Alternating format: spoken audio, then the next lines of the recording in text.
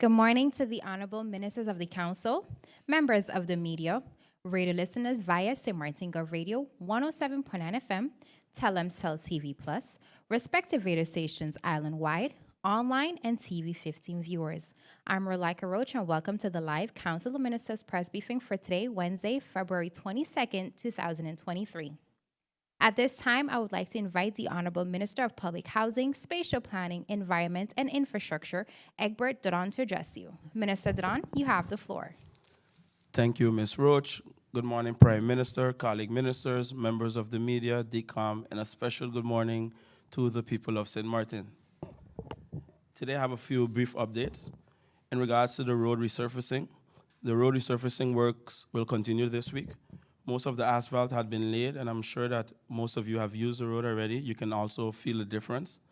We are now ready to move to the next stage of Boach Road, which is applying the road paint. Just so the public is aware, we cannot resurface the road and put the paint at the same time. We must give it some time for the asphalt to cure. The paint is not sucked into the new road when it's put down. For the remainder of this week, Boach Road will be closed to vehicular traffic in stages from 8 p.m. to 6 a.m. while the markings are placed. When the paint is administered, it takes about 4 to 6 hours for the cure before we can pass on it. We hereby ask the general public for their continued cooperation, particularly those on the affected side roads, to pay attention so we don't end up with situations where we see tire markings through the fresh paint. I want to thank all those who continue to work hard to get this project done. This morning, I want to recognize my staff from the Infrastructure Management Department who spend late nights and early mornings on location supervising this project. I also want to say thank you to the general public for their cooperation thus far as well.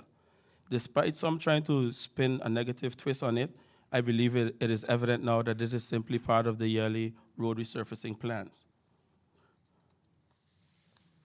Just a quick reminder to a small group that the resurfaced road feels nice, but it's not a racetrack. Please exercise caution when using the roads to ensure safety not only for you, but others who are using the road as well. This morning, I'd also like to touch on the oil spill that took place on the Ring Road. A few days ago, the ministry was notified of an oil spill on the Ring Road. Upon investigation, it was found that persons had loaded a container with used motor oil. The method used to hold this oil was a very large plastic-lined canvas-type bag. At some point, this bag broke, releasing an estimated 500 to 600 cubic feet of oil. The environmental damage caused by this was immediately addressed by the ministry. The leak was contained using sand barrier while the oil was sucked up by a pump truck. Also on hand to assist were persons from the Nature Foundation, as leaders to say there was a risk for wildlife in the area as well. The work continues as we now scrape away all affected soil and replace it. We also are busy removing damaged shrubs and other plant life so that there's no residue from the oil left back.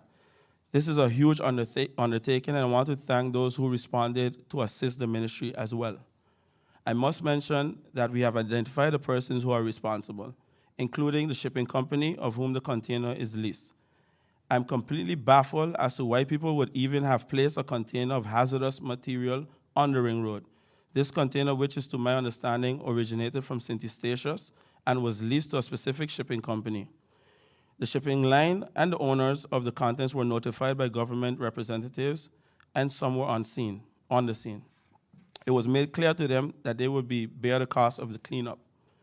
This incident is in line with my wish to see government land freed up of shipping containers and other debris. We have spent a lot of time and money cleaning up the Ring Road, yet over the last few weeks, we have noticed some feel that it is a dumping ground or a storage area.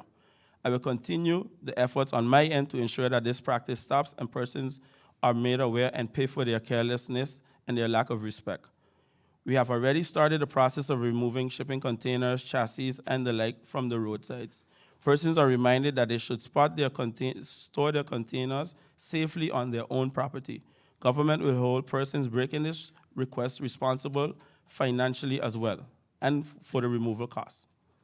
Furthermore, we will not be held liable for any objects that may be damaged during this removal process.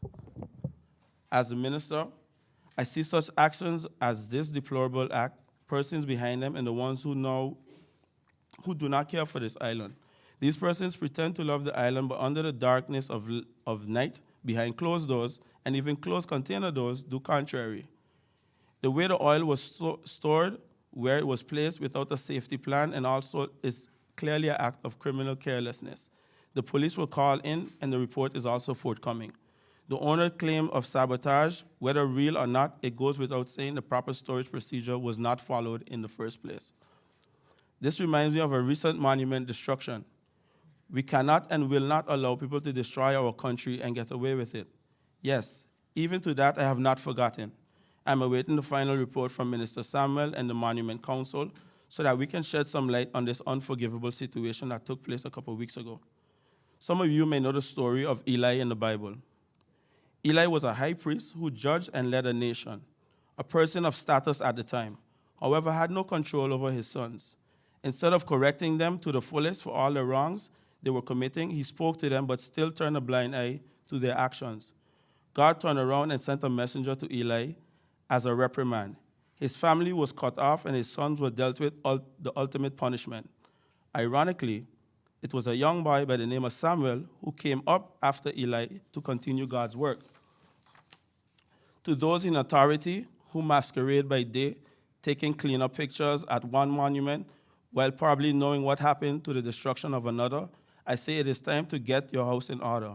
Again, I look forward to the findings of Minister Samuel and the Monument Committee so that St. Martin can get justice for what took place. The next update I have is in regards to the signing of the deed, the official deed for the SFV land, which will form part of the development of the new project in Cahill. Yesterday, in the presence of my colleague, Minister of Finance, the CEO or director of SZV, and also the notary, we signed the official deed. As you may know, as I mentioned over and over again, that this forms part of cutting government's debt to SZV. The SZV will be paying 3.5 million dollars in advance, paying the 60-year lease. We will cut into the debt that we have as government.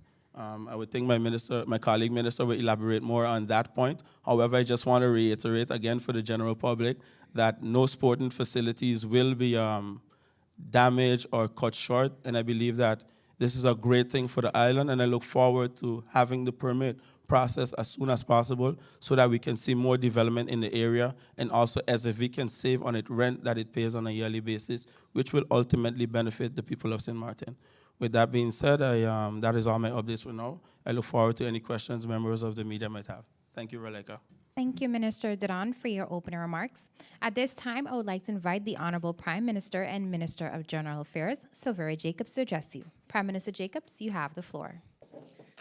Thank you, Relika. Good morning. Good morning to my colleague ministers, the members of the press, to you, of course, Relika, the listening and viewing public of St. Martin, and all those who are abroad following this broadcast. As we come closer to the end of the month of February, remembering not just love, but also our heritage, many say, why do you even have a month for Black history? I consider it our history. And anytime you see that a month is set aside to, or a date is set aside to give attention to something, it's because attention had been lacking in the first place. So as we see a growing awareness of love for country, love for heritage, and love for history, I embrace all of and promote all of the persons that have been highlighted via social media, etc., our local icons who have made a great step forward for us as we are trying to do currently, so that in years to come, people can look back and say what we did at this time made a difference as well. So I always look for opportunities to highlight our heritage, to continue to promote our people doing well within our community. And I commend all those who are also taking time to recognize that throughout our community, not just in the month of February, but I encourage you to do so throughout the years and the months.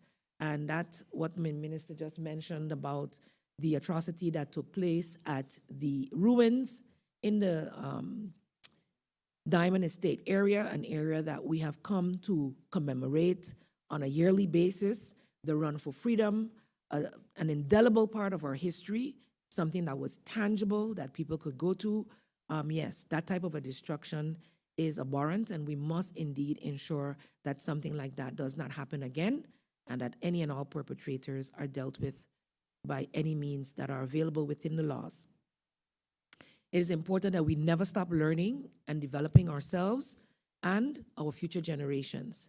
So with that in mind, I'd like to also mention that as a Ministry of General Affairs, we have yesterday launched the St. Martin Plastic Free Project, a long-awaited one. We've been busy with the planning and preparation for over 3 years, funding always being a problem. But I really want to thank the Resembid program for the financial finances through the 11th EDF, which was implemented by the Expertise France. Yesterday, the launch happened. We did so in front of the Chief Executive Officer of Expertise France, Mr. Jeremy Pillet. And of course, we have our local Resembid members on the ground who are diligently working with the Department of Buck. And I want to especially highlight, of course, Ms. Nikima Hickinson for being lead on this project. This project has been a result of the long-standing relationship with Expertise France, and I am very pleased that in collaboration with the St. Martin Development Fund, we will be starting the awareness campaign to ensure that all within our population are aware of the harm that these single-use plastic and styrofoam items bring to our community, what they can do to eliminate them, minimize the use, minimize them ending up in our landfill, and of course, in our waters, our marine biodiversity, our ecosystems are so important, not just for the livelihood of what's in the sea, but what's in the sea affects the livelihood of all of us here on land as well.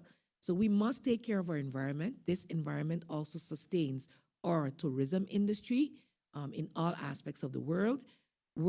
So we encourage all users of our natural resources to think about what they use, reduce, reuse, recycle, repurpose, in fact, refuse, because we know what certain plastic items can and has been doing to what is alive in our waters, and notwithstanding how it looks on our beaches, on the sides of our roads, etc. We did have a wonderful slogan a few years ago that said, "Take pride, don't throw it outside." I want us to add plastic-free SXM, plastic-free St. Martin. So as much as possible, reducing the amount of plastic, single-use plastic that we use, as well as styrofoam.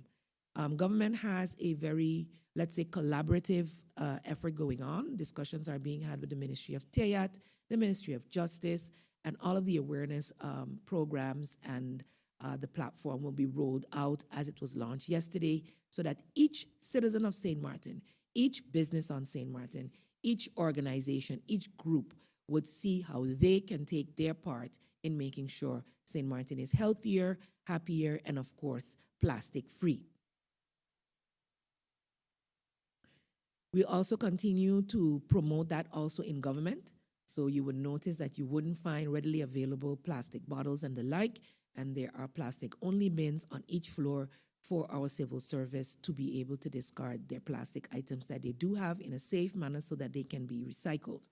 I'm also, moving forward to ensure that they have reusable bottles and the like to be able to minimize that.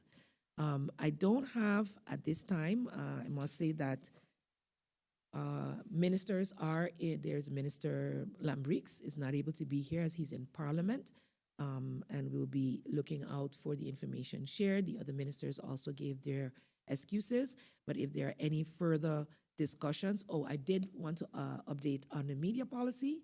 We did have a good follow-up meeting with representatives of the media.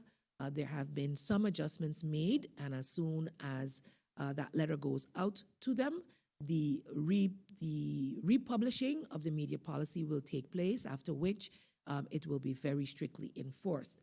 I believe that all of this has taken a lot of discussion, a lot of dialogue, and that is the way we all want to go when we want to effectuate sustainable and effective change.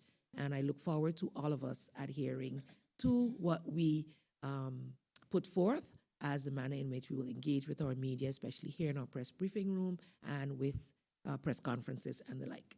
Relika, with that being said, I give you back the floor and await any further questions from the media present. Thank you, Prime Minister Jacobs, for your opening remarks. If you've just joined us, you are watching the live Council of Ministers press briefing for today, Wednesday, February 22nd, 2023. Thank you so much for joining us. Before we move on, I would like to inform that the Honorable Minister of Finance, Artwell Edion, is present, however, will not be making any opening statements, but available for any questions the media may have. The floor is open, and I would like to call on Bibi Haj Shah of SMN News. You have the floor. Thank you, Rolika. Good morning, ministers and colleagues.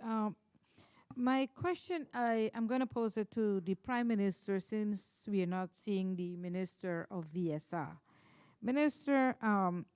Prime Minister, I'm sure you took note of the news article relating to at least 3 deaths within a period of 6 weeks.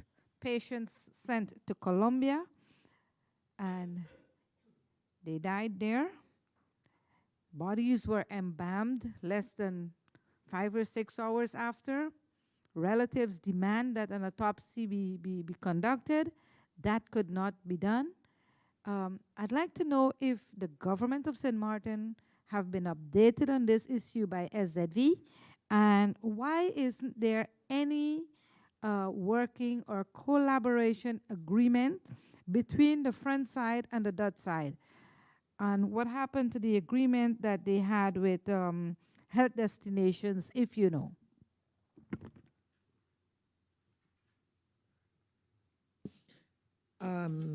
Yes, indeed, our Minister of VSI is not here. I don't have the details to be able to respond to you, so I'll make sure that that question is forwarded to him. I know that there are, let's call it, agreements with various countries for medical referrals via SZV. And as it regards to the working agreement with the French side, our discussions on the French side are not, let's say, finalized in that regard to add anything new to what was there before. I know the hospitals collaborate as much as possible, but from my perspective, that is mainly during disasters, etc. As an EOC chair, which was also the case after and during and after COVID. So I would have to definitely liaise with the Minister of VSI and SZV to get further updates on the cases that you have brought forward. Of course, that would be very concerning if cause of death is not being ascertained, and families do have a right to request that. So I'll be following up with SZV and the Minister and revert back to you as soon as possible. Thank you, Prime Minister Jacobs and Bibi. I would now like to invite Lyndon Brown of BCN TV. You have the floor. Good morning to the people of St. Martin and the ministers that are present here today. Well, the Justice Minister is not here today, so let me pose this question to the Prime Minister. Prime Minister, it has been said over 15 workers, guard, at the prison haven't been certified as prison guard. And while other people have been sworn in, and there's a disappointment with law enforcement officer. Minister, it is very bad when law enforcement officers do not have confidence in the Justice Minister. Minister, what will be the process to regain such a unity and communication with law enforcement officers, seeing that they're playing a very important role here on the island? Mr. Brown, the question that you're posing, I don't have the details of in terms of how many workers at the prison still need to be finalized. I know I for sure can vouch for the Minister of Justice in that she has done sworn in workers who have been there for years not being sworn in. And there was a large contingency of them. I do not know how many that is. And she has been working diligently within the ministry to improve relations and finalize function books, etc. So I know that the workers under the Ministry of Justice has her attention, and I will forward this question to her for her to respond. Thank you, Prime Minister Jacobs, and thank you, Lyndon. We now move on to the second round. Bibi, you have the floor. Thank you, Rolika. I'll ask my question to the Minister of Finance. And I know, Minister, you're waiting on this question. Can you shed some light as to the reasons the tax office have been closed over? I think I'm getting two sets of information. One is saying that's 2 weeks, the other is saying a week. So can you shed light as to the reason for the closure?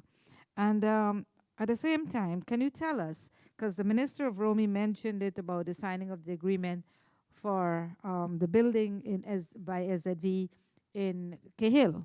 Can you tell us how that the how is the finance, how is the building going to be financed, the construction? Is it going to be through the cash flow, or will there be loans taken to construct that building?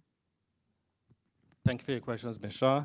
In regards to the SAV building, I'm not too sure how the building is going to be financed. That's SAV purview. That's their own company. In regards to signing yesterday, yes, that was a process that was started in 2020. In 2020, when I was then also Minister of Education, and that process started out of also urgency to be able to pay and deal with our backlog and debt of OZR. In this case, it also will benefit SAV government, because now we've also found a partner in financing the sport facilities, which we didn't have in the past. And additionally, SAV has also committed to not only being a partner, but also looking for future partners to continue to help develop sports and finance building of sports projects in the future. We are saving at least $3 million free and change in terms of OZR payments. In addition to that, of course, there's always opportunity every 5 years, depending on the commercial rate of the going rate at that time in that area, to have fees increase also. So it's not that it's fixed forever.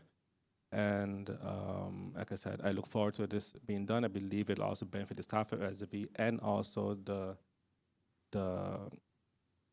service level of SAV going forward with the vision that they have. In regards to the tax office, as I already mentioned to you yesterday, so it's unfortunate to still see that post, but as I mentioned to you yesterday, tax office was down for about a week, and yes, there was a notice. It wasn't that everyone was mute. There was a notice on a page, which I also showed you today again, and that was due to a migration process. The system that we have in government now, which this government now is trying to update and bring up to standards, are legacy systems. The issue was that Microsoft had a security update, and it was not updated properly on a 2003 server, an outdated server. So instead of rolling back in the servers, we decided, no, we're going to go forward and put everything on new servers, on updated servers, so that we can have the proper security updates and not have Ms. Shaw come and say, oh, why didn't you upgrade your servers when it was an opportunity? And you see what happened to GB and so forth. As I mentioned to you also, we also have IT professionals. Not only your son is an IT professional, we have other IT professionals on the island who I also respect. So with that process, the process now has now been finalized. We've gotten an update this morning that the process has been finalized. And if there are one or two persons that haven't been fully migrated, they will be handled between today and tomorrow. Thank you. Thank you, Minister Edion. Minister Duran. Yes, I just wanted to add on the point regarding the SFV building. Government has nothing to do with SFV's building. Government the deed that was signed has to do solely with the land and long lease. The reason I mentioned this because of your question, as well as different persons in the community reaching out in terms of applications for bidding, etc. So I just want to make that explicitly clear. That is solely in the purview of SZV and whoever they contract. Thank you. Thank you, Minister Duran. I would now like to invite Lyndon Brown. You have the floor. Question to the Minister of Finance. Minister of Finance, oftentimes you're hearing negative sometimes about the ministers and parliamentarian, but what you should be applauded for, Minister, you give the opportunity to a local person here on the island to design the number plates. Minister, on the other side, do you thinking that sometime to come, well, maybe you may not have a lot of time, but to have the number plate produce a make here on the island? Thank you for your comment. I believe that this government has been doing their best actually to hire as much locals as possible, but not just hiring locals, but also training our people to take up the task at hand. So I appreciate the comment, and I look forward for us to continue that process that we have started. In regards to the number plates, we have looked at that process of doing them locally, but again, also for me, seeing that we had 2020, 2021, and 2022, the effects of COVID and our revenue, we also had to look at cost efficiency and producing the plates this year, at least locally, or last year then, was not cost efficient. And we did put a tender out, so anyone could have bid actually, and it's actually a local company that won the bid. It's not that it's not being done locally.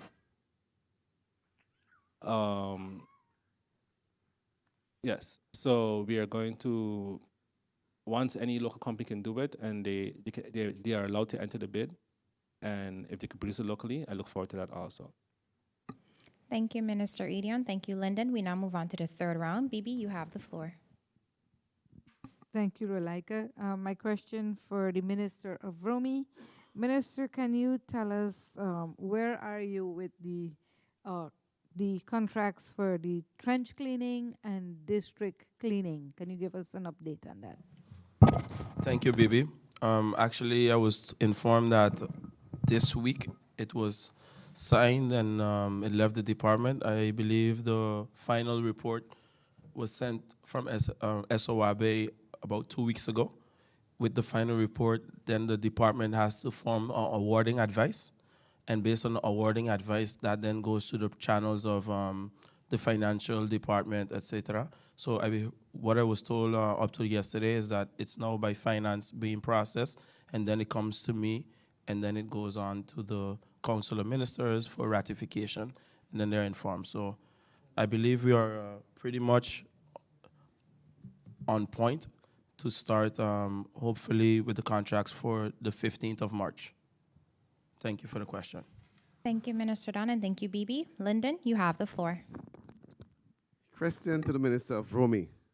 Minister of Romy, apparently rumors are spreading that you are the responsible for not having the document signed so that we can see a new Great Bay Hotel. Can you elaborate, make it clear to the public, Minister, why there is no construction taking place at the former Great Bay Hotel? Thank you for your question. I think sometimes persons formulate rumors in their own mind because it is impossible that is a hold-up, and they have the permit. I think I'll dare to say almost 2 years now the permit was granted because we went to court. We did a whole tedious process in terms of re-evaluating the permit that was issued prior to me taking office, and that has been done for almost 2 years now. So that is not the case. There's no hold-up.